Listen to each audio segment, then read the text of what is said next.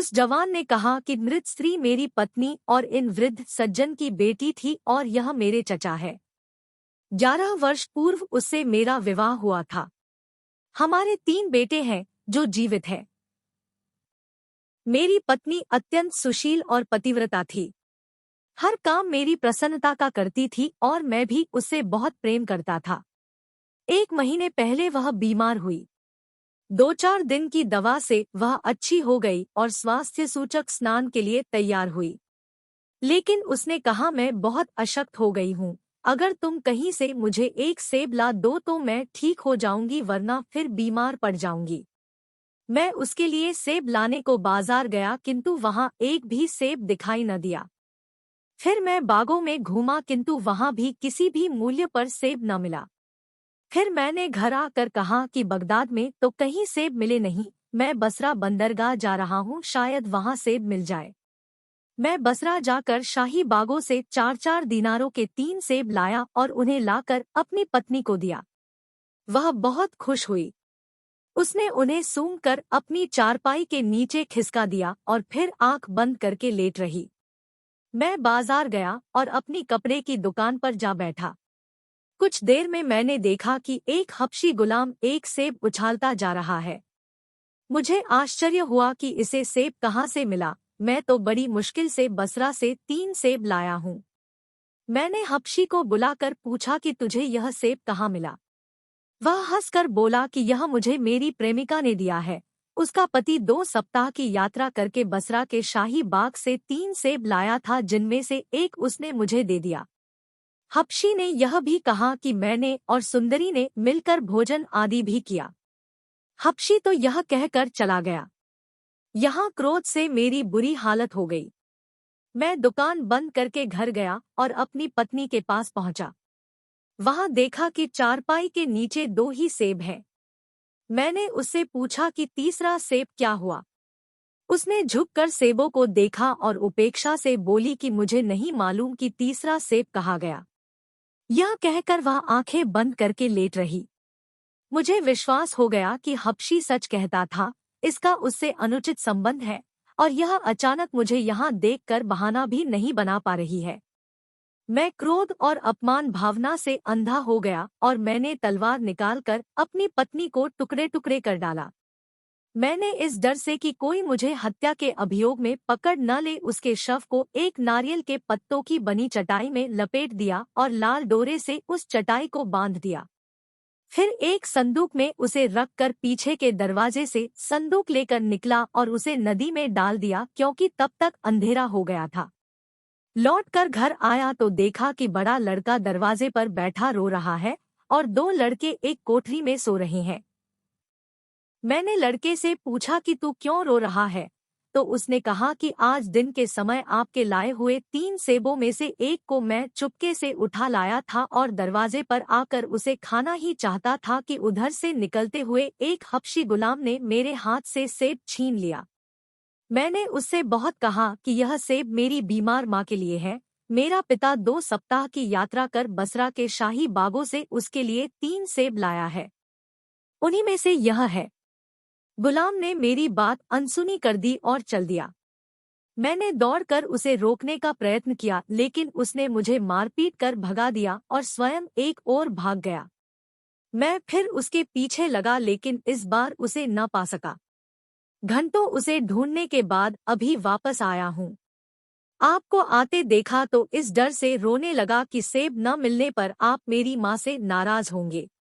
मैं आपसे हाथ जोड़कर कहता हूँ कि माँ से कुछ न कहिएगा, वह कुछ नहीं जानती। यह कहकर लड़का फूट फूट कर रोने लगा। यह सुनकर मेरे तो जैसे प्राण ही निकल गए। मैंने अपनी सती साध्वी पत्नी को झूठे संदेह पर मार डाला था। मैं दुख और पश्चाताप के कारण अचेत हो गया। जब सचेत हुआ तो मैंने लड़के से कोठरी में जाकर सो जाने को कहा और स्वयं एक एकांत स्थान पर बैठकर दुख में निमग्न हो गया। मैं कभी सिर पीटता, कभी आंसू बहाता। मैं अपने को लाख बार धिक्कारता कि मूर्ख, तेरी बुद्धि क्या बिल्कुल भ्रष्ट हो गई थी कि तूने अपनी सुशीला और पतिव्रता पत्नी को एक अनजान हबशी गुलाम की बात पर विश्वास करके मार डाला और इतना भी धैर्य न दिखाया कि इस बारे में पूछताछ कर लेता। मैं इसी शोक और पश्चाताप की दशा में बैठा था कि उसी समय मेरा चचा अपनी पुत्री के स्वास्थ्य का हाल जानने के लिए आया। मैंने उसे पूरा हाल बताया। उसने अपनी पुत्री की हत्या के बारे में मुझसे कहासुनी या लानत मलामत नहीं की, बल्कि इसे विधि का विधान समझकर केवल शोकाकुल हो गया और रोने पीटने लगा। मैं भी इसके साथ रोने पीटने लगा। लेकिन रोने पीटने से क्या होना था? मेरी पत्नी और इनकी पुत्री तो अब दुनिया में नहीं रही। मैं तब से अत्यंत शोक संतप्त हूँ और किसी प्रकार चैन नहीं पा रहा हूँ। मैंने सारा हाल सच्चा सच्चा आपके आगे रख दिया। अब आप आज्ञा दे कि मुझे फांसी पर चढ़ाया जाए। खलीफा को सारा वृत्तांत बड़ा आश्चर्यजनक लगा, किंतु जब बूढ़े आदमी ने भी इस बात की पुष्टि की तो उसने कहा, अगर कोई व्यक्ति अनजाने अपराध करे तो वह मेरी और भगवान की दृष्टि में क्षमा योग्य है। मैं इस आदमी की सत्यप्रियता और न्यायप्रियता से भी प्रसन्न हूँ कि इसने निरपराधों को मृत्यु से बचाने के लिए स्वयं मृत्यु का आह्वान किया और अपना अपराध स्वीकार किया। मृत्यु दंड का भागी वह गुलाम है जिसके झूठ के कारण ऐसी दुखद घटना हुई। मंत्री महोदय, तुम अभी अपने को मुक्त न समझो। तुम्हें 3 दिन के अंदर उस दुष्टात्मा को खोज लाना है जिसके कारण यह सब हुआ। 3 दिन में ऐसा न कर सके तो तुम्हें फांसी पर चढ़ना पड़ेगा। मंत्री ने सोचा कि एक बार मौत से छुटकारा मिला तो वह दोबारा पीछे पड़ गई। वह रोता पीटता घर आया। उसे विश्वास था कि अब की बार जान नहीं बच सकती, क्योंकि लाखों गुलाम बगदाद में हैं। अभियुक्त गुलाम कैसे मिलेगा? फिर उसने सोचा कि परमात्मा की दया से निराश न होना चाहिए। जिस प्रकार अकस्मात ही उसने अनजान स्त्री के हत्यारे को प्रकट दिया, वैसे ही संभव है कि इस बार भी जान बच जाए। किंतु इस बार भी निश्चित अवधि में वांछित गुलाम नहीं मिला। मंत्री जाफर फांसी पर चढ़ाने के लिए बुलाया गया। उसके संबंधी उससे मिलकर रोने लगे। मंत्री की बच्चे खिलाने वाली सेविका मंत्री की एक 5-6 बरस की बेटी को लाई। वह इस बच्ची को बहुत प्यार करता था। मंत्री ने उन सिपाहियों से कहा कि मैं चलने के पहले अपनी इस बच्ची को प्यार कर लूं। उन्होंने अनुमति दे दी। मंत्री ने जब बच्ची को उठाकर अपने सीने से लगाया तो उसके सीने में रखी हुई कोई चीज अड़ी। मंत्री ने बच्ची के सीने के ऊपर देखा तो एक बंधी हुई गोल चीज महसूस हुई। मंत्री के पूछने पर बच्ची ने बताया कि यह सेब है जिस पर शाही बाग की मुहर लगी हुई है। यह पूछने पर कि यह तुम्हारे पास कहाँ से आया, बच्ची ने कहा कि मेरा हबशी गुलाम, जिसका नाम रेहान है, लाया था और मैंने उससे 4 सिक्कों में इसे खरीदा है।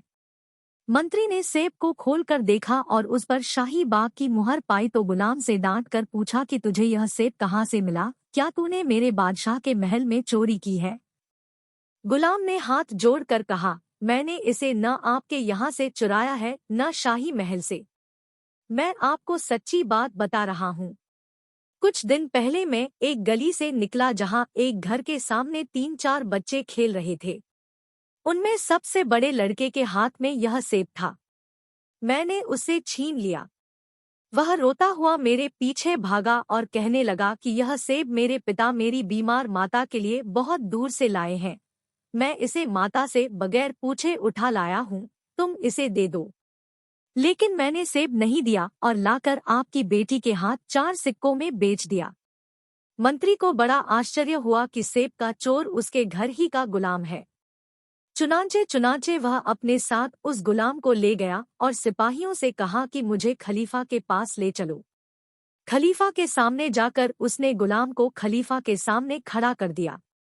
खलीफा के पूछने पर गुलाम ने वही कहानी दोहराई।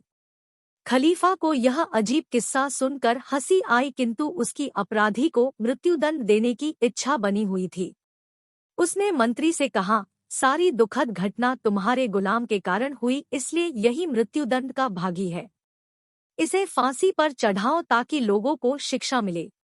मंत्री ने कहा कि आपका आदेश उचित है। यह अभागा इसी योग्य है, किंतु यह हमारा पुराना गुलाम है। मैं आपको मिस्र के बादशाह के मंत्रियों नूरुद्दीन अली और बदरुद्दीन हसन की कहानी सुनाना चाहता हूँ। यदि इससे आपका मनोरंजन हो तो उसके बदले में कृपया गुलाम को इतना बड़ा दंड देने का आदेश वापस ले ले। खलीफा ने कहानी सुनाने को कहा।